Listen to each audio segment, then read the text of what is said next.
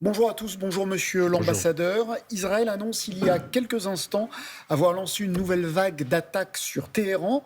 Est-ce que vous confirmez cette attaque et quel en est Oui. l'objectif?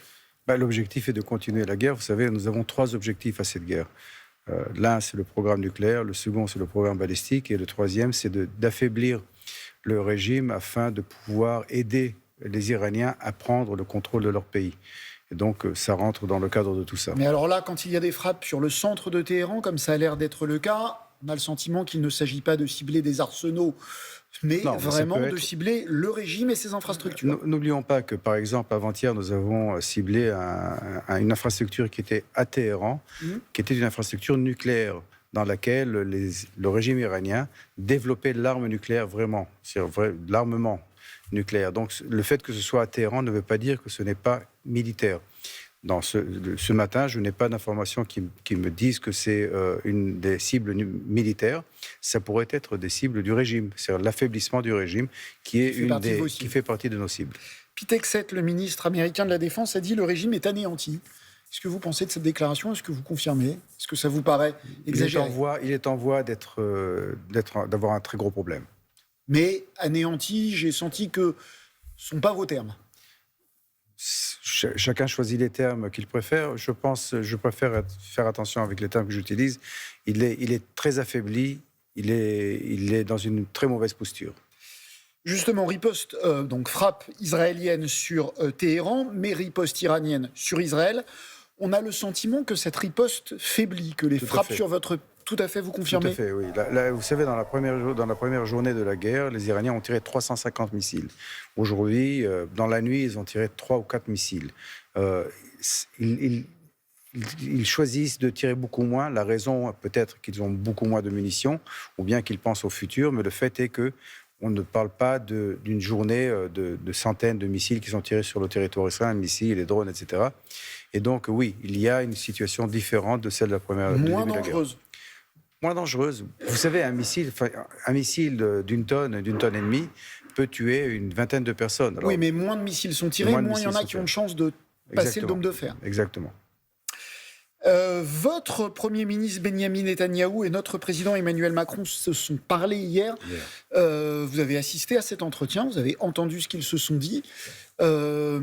C'était leur première conversation depuis longtemps. C'était une première conversation depuis quelques mois, effectivement. C'était une bonne conversation. C'est une conversation très importante. Les deux dirigeants se sont parlé ouvertement, franchement. Il y avait une bonne ligne de conversation. On a décidé de continuer cette conversation.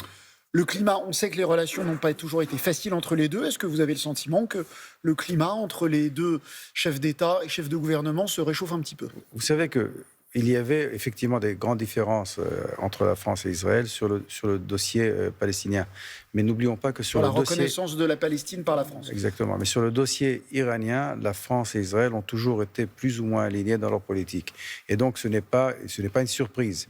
La France a une position très dure par rapport au nucléaire iranien et par rapport aux efforts de déstabilisation que l'Iran mène dans la région. Et donc, c'est tout à fait normal que autour de ce sujet, il y ait une bonne discussion. Et c'est une bonne raison de relancer les relations sur un bon pied. Alors pour autant, il reste des différences. On va voir ce qu'a dit le président de la République hier après cet entretien. Il a demandé, j'ai appelé le Premier ministre israélien à préserver l'intégrité territoriale du Liban et à s'abstenir d'une offensive terrestre. Pour autant, est-ce que cette offensive terrestre de Tsahal à l'intérieur du Liban a commencé? Il faut comprendre, ce n'est pas notre volonté de rentrer dans le Liban, d'envahir le Liban et de prendre des territoires libanais, pas du tout.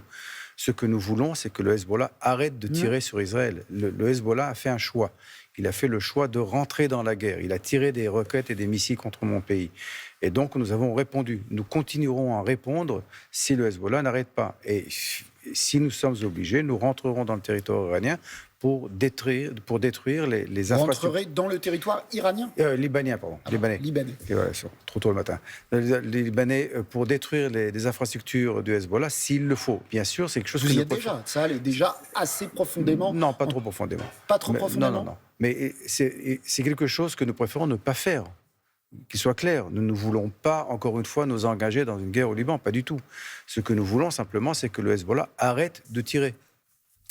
Est-ce que la guerre israélienne va durer encore sur l'Iran, là j'en reviens à l'Iran, va durer encore longtemps. Vous savez, je ne pense pas. Vous ne pensez pas Non, je ne pense pas qu'elle durera trop longtemps. Ça dépend de la définition de longtemps. Malheureusement, nous avons terminé maintenant une guerre qui a duré extrêmement longtemps.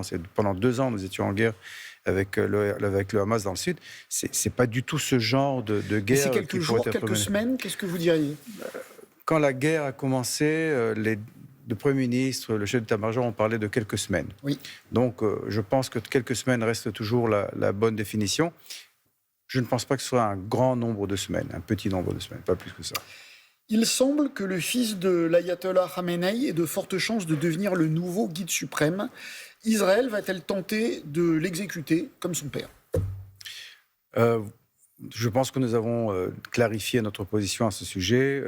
Les dirigeants islamistes de l'Iran sont tous des cibles tant qu'ils ne changent pas leur décision d'essayer de détruire mon pays. Mais donc, avant même que le nouveau guide ait été à l'œuvre, que vous voyez sa politique, il sera sur la kill list, comme on dit, il sera sur la kill list israélienne.